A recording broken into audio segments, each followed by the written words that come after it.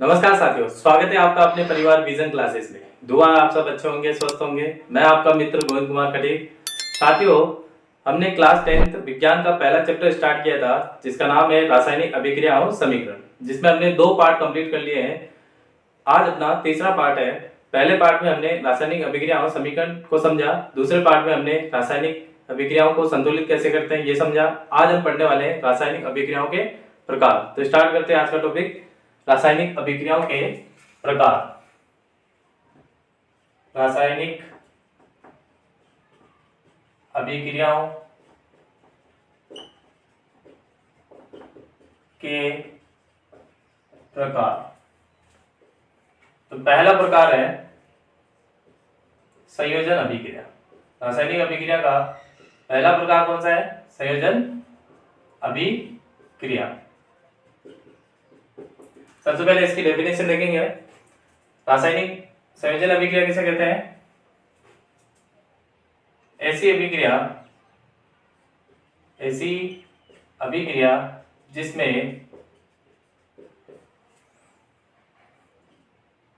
जिसमें दो या दो से ज्यादा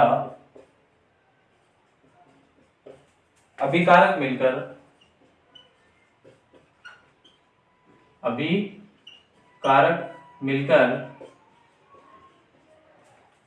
केवल एकल उत्पाद का निर्माण करते हैं।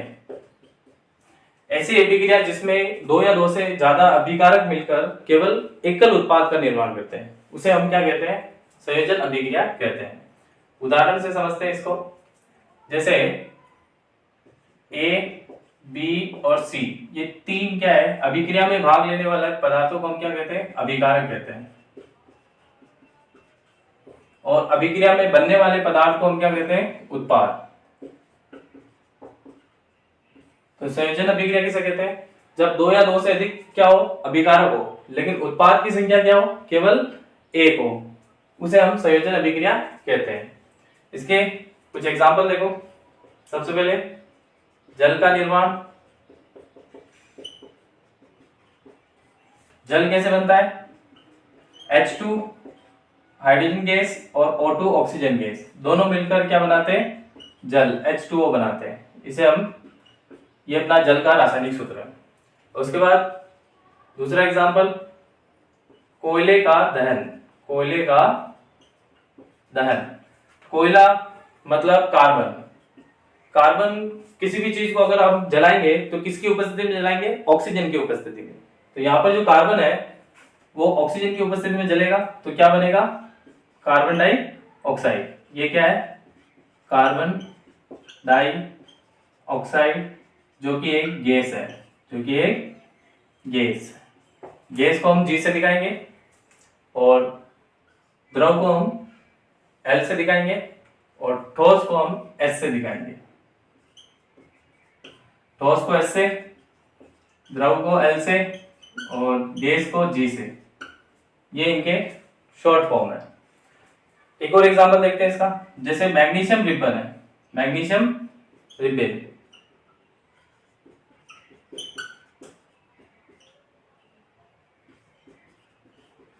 इसको अगर ऑक्सीजन की उपस्थिति में जलाएं तो क्या बनेगा? Magnesium oxide. क्या बनेगा? MgO। इसको बोलते हैं मैग्नीशियम ऑक्साइड। Magnesium oxide. उसके बाद एक और एग्जांपल देखते हैं। जैसे कैल्शियम ऑक्साइड, इसका रासायनिक नाम क्या है? Calcium oxide. इसका दूसरा नाम, सामान्य नाम क्या है? इसको हम बिना बुझा चूना कहते हैं। बिना बुझा चूना कहते हैं। फॉर्मूला क्या है? CaO, calcium oxide. जब इसके अंदर पानी मिलाएंगे तो ये क्या बन जाएगा? कैल्शियम हाइड्रोक्साइड बन जाएगा। क्या बन जाएगा? Calcium hydroxide. और साथ में उष्मा मिलेगी। साथ में क्या मिलेगी? उष्मा। तो यहाँ पर ये जो कैल्शियम हाइड्रोक्साइड है इसका नाम है कैल्शियम हाइड्रो ऑक्साइड। इसको, इसका सामान्य नाम क्या है? इसको बुझा हुआ चूना कहा जाता है, बुझा हुआ चूना। तो ये सामान्य नाम बहुत इंपॉर्टेंट होते हैं, इससे डायरेक्ट सवाल पूछे जाते हैं क्लास 10th में कि बुझा हुआ चूने का रासायनिक सूत्र बताओ, तो कैल्शियम हाइड्रोक्साइड CaOH वोल्टाइज। उसके बाद बिना बुझा चूने का रासायनिक सूत्र बताओ, तो कैल्शियम ऑक्साइड CaO। तो ये कुछ एग्जांपल है संयोजन अभिक्रियाओं के। इनमें देखो दो या दो से अधिक अभिकारक मिलकर क्या बना रहे हैं? केवल एक उत्पाद बना रहे हैं। इसीलिए ये सारे एग्जांपल किसके हैं? संयोजन अभिक्रिया के। एक बार इसको आप उतार लो, फिर हम सेकंड अभिक्रिया पे चलते हैं जिसका नाम है वियोजन अभिक्रिया या अपघटन अभिक्रिया।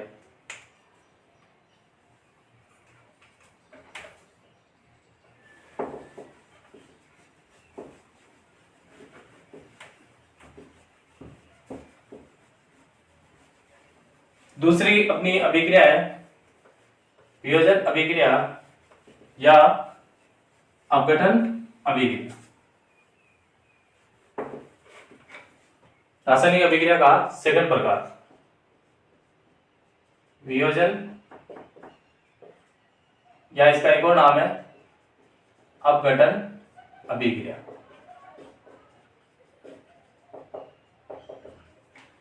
इसकी सबसे पहले परिभाषा, ऐसी अभिक्रिया जिसमें केवल एक अभिकारक का वियोजन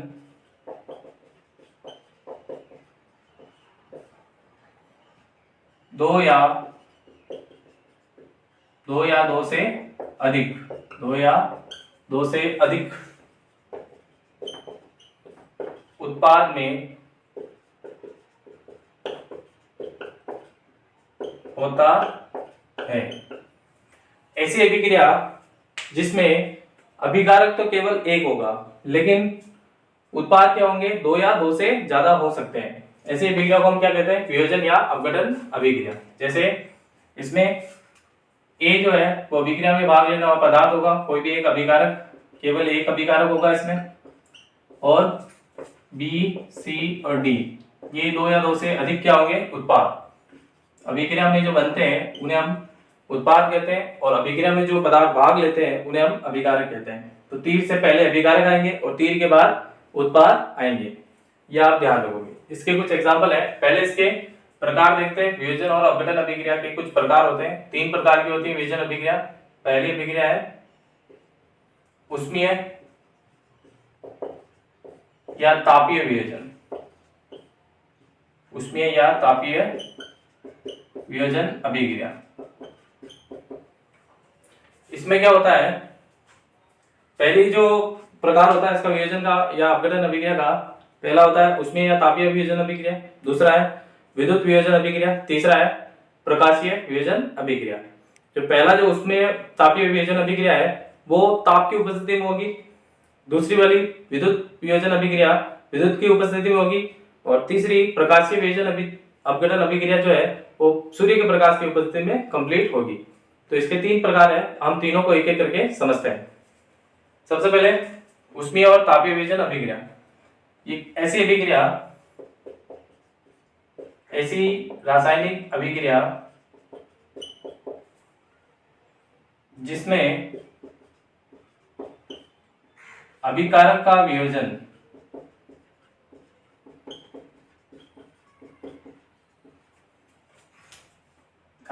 वियोजन ताप की उपस्थिति में हो।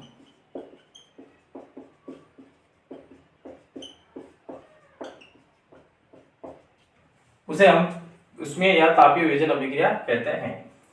जैसे एग्जांपल देखो इसके एग्जांपल बहुत इंपॉर्टेंट है, हर बार एग्जाम में पूछे जाते हैं, आप याद रखोगे इसके। पहला एग्जांपल है फेरस सल्फेट। जब इसको हम गर्म करेंगे तो ये जो डेल्टा वाला छोटा सा त्रिभुज बनाते हैं ये साइन होता है गर्म करने का। तो फेरस सल्फेट जब इसको गर्म करेंगे तो हमें उत्पाद में तीन उत्पाद मिलेंगे। एक मिलेगा फेरिक ऑक्साइड, फेरिक ऑक्साइड का फॉर्मूला क्या है? Fe2O3। दूसरा मिलेगा सल्फर डाइऑक्साइड, ये गैस है। और तीसरा मिलेगा सल्फर ट्राइऑक्साइड, ये भी क्या है? गैस है। तो ये एक ऐसी अभिक्रिया है जिसमें हमें दो दो गैसें मिलती है, जिसका नाम है सल्फर डाइऑक्साइड और सल्फर ट्राइऑक्साइड, और ये क्या है? Ferric oxide. उसके बाद अगला एग्जांपल देखो, लेड नाइट्रेट PbNO3 2। इसको हम लेड नाइट्रेट बोलते हैं, Pb को हम लेड बोलते हैं, और NO3 को हम क्या बोलते हैं? Nitrate, lead nitrate. तो जब इसको गर्म किया जाएगा तो इसमें भी तीन उत्पाद मिलेंगे। पहला मिलेगा लेड ऑक्साइड। दूसरा, जब हम लेड नाइट्रेट को गर्म कर रहे होंगे तो एक भूरे कलर का धुआं निकलेगा, और वो जो भूरे कलर का जो धुआं है वो कौन सी गैस की वजह से निकलता है? वो निकलता है नाइट्रोजन डाइऑक्साइड की। ये जो गैस है ये भूरे रंग की होती है। भूरे रंग का जो धुआं दिखाई देगा वो नाइट्रोजन डाइऑक्साइड गैस के कारण दिखाई देगा, और साथ में हमें ऑक्सीजन गैस मिलेगी। तो ये वो अभिक्रिया है जिसमें इन दोनों अभिक्रियाओं में दो दो गैसें हमें मिलती हैं। एक फेरस सल्फेट से क्या मिलता है? सल्फर डाइऑक्साइड और सल्फर डाइऑक्साइड दोनों गैसें हैं, और लेड नाइट्रेट से नाइट्रोजन डाइऑक्साइड भूरे रंग की गैस मिलती है, और ऑक्सीजन। ये आप याद रखोगे। इसका एक और एग्जांपल है, वो भी देख लेते हैं। जैसे कैल्शियम कार्बोनेट। कैल्शियम कार्बोनेट को यदि गर्म करोगे तो एक तो मिलेगा कैल्शियम ऑक्साइड और दूसरा मिलेगा carbon dioxide. Carbon dioxide gas है, और कैल्शियम कार्बोनेट, ये जो कैल्शियम कार्बोनेट है इसका जो नाम है, सामान्य नाम क्या है इसका? कैल्शियम कार्बोनेट का सामान्य नाम है संगमरमर, संगमरमर। और इसको हम चूना पत्थर भी बोलते हैं। इसको हम क्या बोलते हैं? चूना पत्थर, चूना पत्थर। ताजमहल इन्हीं पत्थरों से बना हुआ है, संगमरमर के पत्थरों से, जिसका केमिकल फॉर्मूला क्या है? Calcium carbonate. और ये कैल्शियम ऑक्साइड, इसको हम बिना बुझा चूना कहते हैं, और कार्बन डाइऑक्साइड। तो ये कुछ रिएक्शन है, कुछ अभिक्रिया है। किसकी है ये तीनों? उदाहरण किसके हैं उसमें? या तापीय वियोजन अभिक्रिया, ये तीनों एग्जांपल। अब हम वियोजन या अपघटन अभिक्रिया का सेकंड टाइप पढ़ते हैं, जिसका नाम है विद्युत वियोजन अभिक्रिया। तो इसको मैं मिटा देता हूं, आप इसको एक बार नोट कर लें। अगला टाइप है अपना विद्युत वियोजन अभिक्रिया।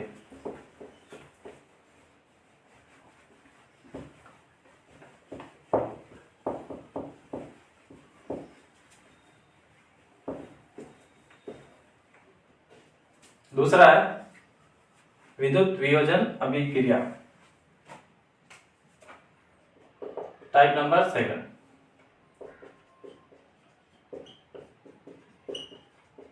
विद्युत वियोजन या अपघटन अभिक्रिया। इसमें क्या होता है? ऐसी रासायनिक अभिक्रिया जो किसकी उपस्थिति में हो? ऐसी, इसकी डेफिनेशन क्या लिखोगे? ऐसी रासायनिक अभिक्रिया जिसमें अभिकारक का वियोजन विद्युत की उपस्थिति में हो। किसकी उपस्थिति में हो? विद्युत की उपस्थिति में हो, उसे हम विद्युत वियोजन अभिक्रिया कहते हैं। जैसे एग्जांपल देखो, इसका एग्जांपल है, पानी को जब हम विद्युत की उपस्थिति में गर्म करेंगे तो ये हाइड्रोजन गैस और ऑक्सीजन गैस में वियोजित हो जाएगा। कौन कौन सी गैसें बनाएगा? हाइड्रोजन गैस और ऑक्सीजन गैस। क्योंकि ये जो विद्युत है ये हम किससे देंगे? बैटरी से।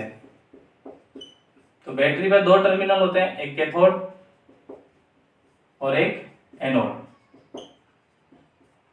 तो कैथोड पे हमें हाइड्रोजन गैस मिलेगी। कैथोड पे कौन सी गैस मिलेगी? कैथोड पे हाइड्रोजन गैस। लेकिन एनोड पे कौन सी गैस? एनोड पर हमें ऑक्सीजन गैस मिलेगी। ये एग्जाम में पूछा गया है, एग्जाम में, कि विद्युत वियोजन अभिक्रिया में जो हाइड्रोजन गैस है वो किस टर्मिनल पे प्राप्त होती है? तो कैथोड में। और ये अगर दोनों की मात्रा की बात की जाए तो हाइड्रोजन गैस जो कैथोड में बनी है उसकी मात्रा ज्यादा होती है, ये आप याद रखोगे। तो ये विद्युत वियोजन या अपघटन अभिक्रिया का एग्जाम्पल इस तरीके से आप याद रखो। उसके बाद तीसरा है, इसको मिटा देते हैं। तीसरा है प्रकाशीय वियोजन।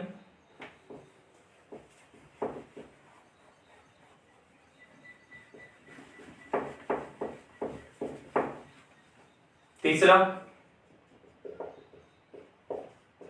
प्रकाशीय वियोजन या अपघटन अभिक्रिया। अब इसकी डेफिनेशन क्या है? इसकी डेफिनेशन है ऐसी अभिक्रिया जिसमें अभिकारक का वियोजन सूर्य के प्रकाश की उपस्थिति में हो। किसकी उपस्थिति में हो? जो अभिकारक है उनका जो वियोजन होगा वो सूर्य के प्रकाश की उपस्थिति में होगा।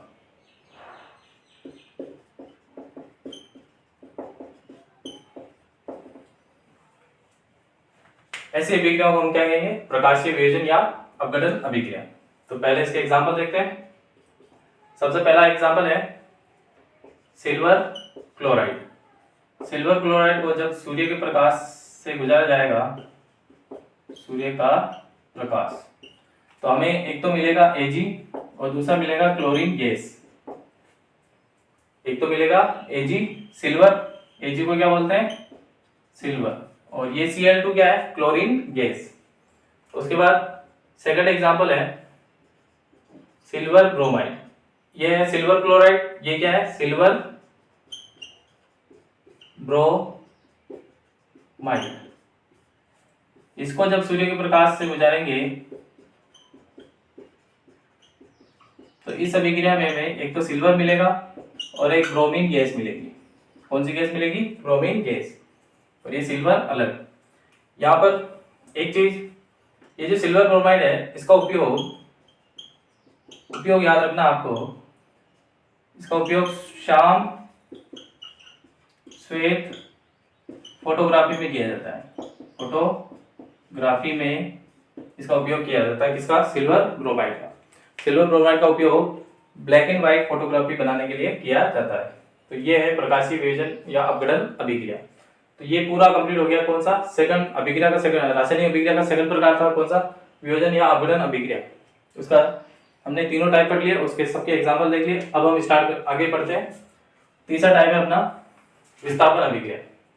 तो इसको आप एक बार नोट कर लो, फिर मैं इसको मिटा देता हूं। तीसरा टाइप है अपना विस्थापन अभिक्रिया।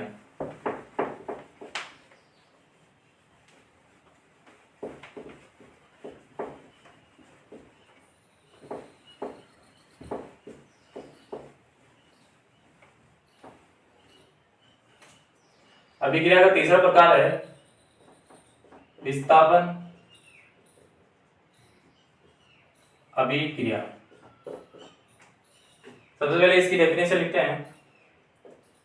ऐसी अभिक्रिया जिसमें उच्च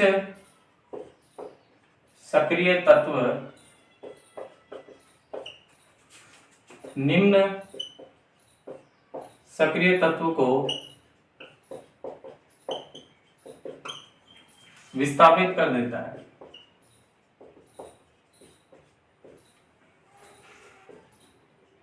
विस्थापित कर देता है। ऐसी अभिक्रिया जिसमें उच्च सक्रिय तत्व निम्न सक्रिय तत्व को क्या कर देता है? विस्थापित कर देता है। उस अभिक्रिया को हम क्या कहते हैं? उसे हम विस्थापन अभिक्रिया कहते हैं। उसे विस्थापन अभिक्रिया कहते हैं। सबसे पहले हमें यह समझना पड़ेगा कि कौन से तत्व जो होते हैं वो उच्च सक्रिय होते हैं और कौन से तत्व जो है वो निम्न सक्रिय हो गए। जब तक हम ये समझेंगे नहीं तब तक हम इस अभिक्रिया को नहीं समझ सकते हैं। तो पहले हम जानते हैं कि उच्च सक्रिय तत्व कौन से होते हैं और निम्न सक्रिय तत्व कौन से होते हैं। इसको जानने के लिए हमें सक्रियता श्रेणी के बारे में पता होना चाहिए। तो सक्रियता श्रेणी क्या होती है? सक्रियता श्रेणी, तो उसको हम समझते हैं। सक्रियता श्रेणी, सक्रियता श्रेणी में कुछ तत्वों के नाम है वो आपको याद करने पड़ेंगे। एक दो बार रिवाइज करोगे तो आप याद कर लोगे इनको। पहला जो है कैटरीना ने कार मांगी अल्टो जेन फरारी, फिर भी हाय क्यों मिली सिल्वर ओडी। तो ये एक ट्रिक है इस सीरीज को याद करने के लिए। क्या ट्रिक है मैं लिखा देता हूं एक बार। कैटरीना ने कार मांगी अल्टो जेन फरारी, फिर भी क्यों हाय क्यों मिली सिल्वर ओडी। तो इस तरीके से ये ट्रिक बनी है। कैटरीना मतलब के मतलब पोटेशियम, ने मतलब सोडियम, कार मतलब Ca, मांगी मतलब Mg, अल्टो मतलब Al, जेन मतलब Zn, फरारी मतलब Fe, फिर भी मतलब Pb, हाई मतलब H, Q मतलब Cu और मिली मतलब Mg। Mg को हम बोलते हैं मरकरी, इसीलिए इसका नाम पड़ा है मिली। सिल्वर, Ag को सिल्वर बोला जाता है और Au मतलब होता है गोल्ड, और गोल्ड के लिए क्या वर्ड यूज किया है यहाँ पर ओडी। तो इस तरीके से ये सक्रियता श्रेणी आपको याद होनी चाहिए। कैटरीना ने कार मांगी अल्टो जेन फरारी, हाय फिर भी क्यों मिली सिल्वर ओडी। इन सब के तत्वों के नाम भी याद होने चाहिए। ये potassium, sodium, calcium, magnesium, aluminium, zinc, iron, lead, hydrogen, copper, mercury, और ये सिल्वर और ये गोल्ड। इसमें यहां से यहां चलेंगे तो सक्रियता बढ़ेगी।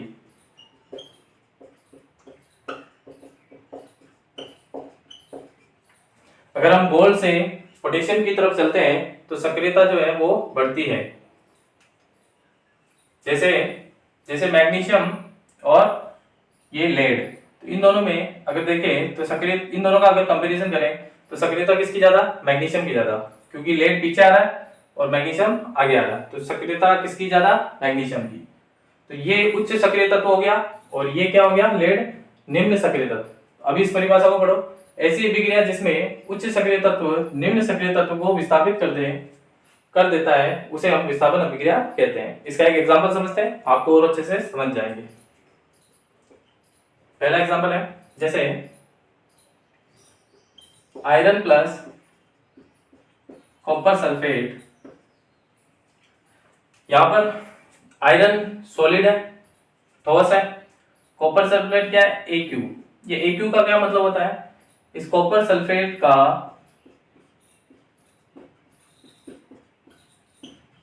यहां पर क्या है, जलीय वीर्य।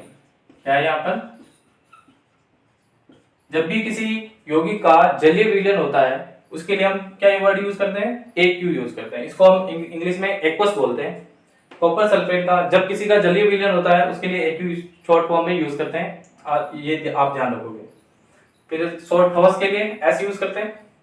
तो यहाँ पर होगा क्या, जैसे एक आयरन की, लोहे की कील लेके आओ आप, लोहे की कील, और ये जो विलयन है ये एक बीकर में भरा हुआ है, कॉपर सल्फेट का विलयन है ये, जो इसका कलर कैसा है, नीला कलर है। इस कॉपर सल्फेट का जो जलीय विलयन है उसका कलर कैसा है, नीला। और लोहे की जो नई कील लेके आते हैं तो कैसी होती है, थोड़ी सी चमकीली होती है। अब क्या करना है तुम्हें, इस कॉपर सल्फेट जलीय विलयन में इस आयरन की जो ये लोहे की जो कील है इसको आप अंदर इस तरीके से डुबा दो। उसके बाद 20 मिनट के बाद, लगभग कितने मिनट, 20 मिनट के बाद जब आप इस बीकर में से इस लोहे की कील को बाहर निकालोगे तो आपको क्या दिखाई देगा, जहां तक हमने लोहे की कील डुबाई थी वो जो है ना वो भूरे कलर की होगी।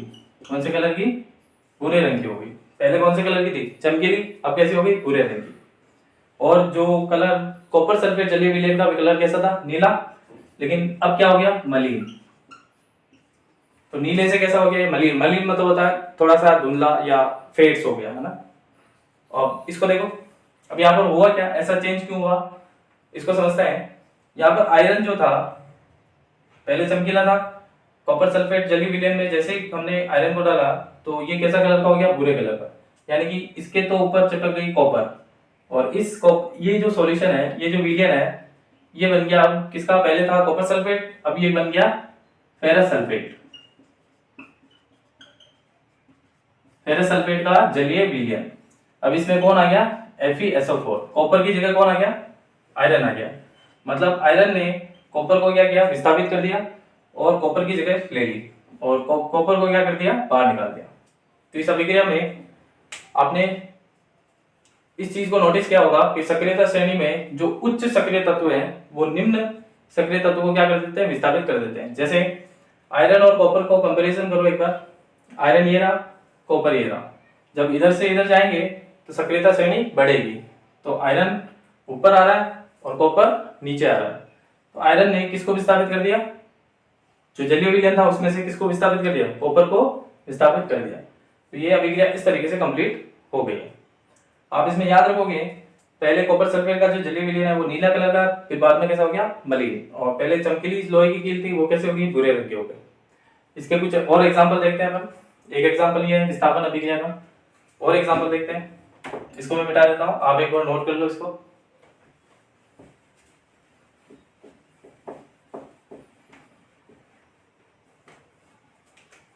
ये पहला एग्जांपल हो गया। दूसरा, जैसे जिंक और कॉपर सल्फेट, ये एक्वस में होगा और ये ठोस में।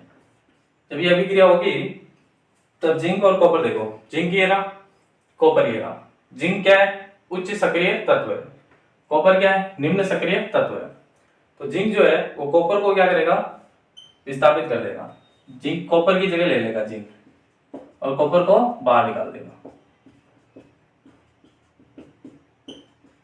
ये एक्वस में आ गया, और ये कहा कॉपर जो है वो ठोस अवस्था में बाहर निकल गया।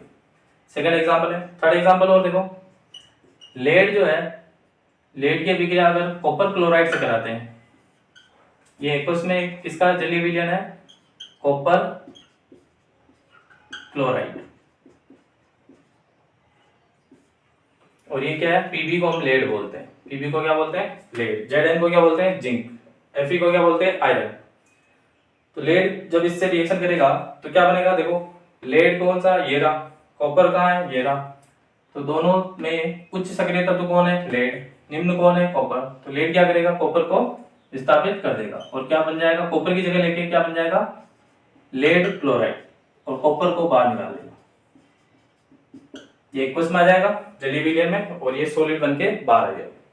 तो ये रासायनिक अभिक्रियाओं के 3 प्रकार हमने कंप्लीट कर दिए हैं, और उसके ये सारे कंप्लीट एग्जांपल हैं। इसको आप सक्रियता श्रेणी एक बार पढ़ोगे या आगे भी काम आने वाली है, इसको अच्छे से नोट करो और लिखो, बार बार रिवाइज करो, अच्छे से याद हो जाएगी। इसके बाद हम अगली जो पढ़ेंगे उसका नाम है, अगली अभिक्रिया कौन सी है अपनी, रासायनिक अभिक्रिया द्विविस्थापन अभिक्रिया। तब तक के लिए धन्यवाद, थैंक यू।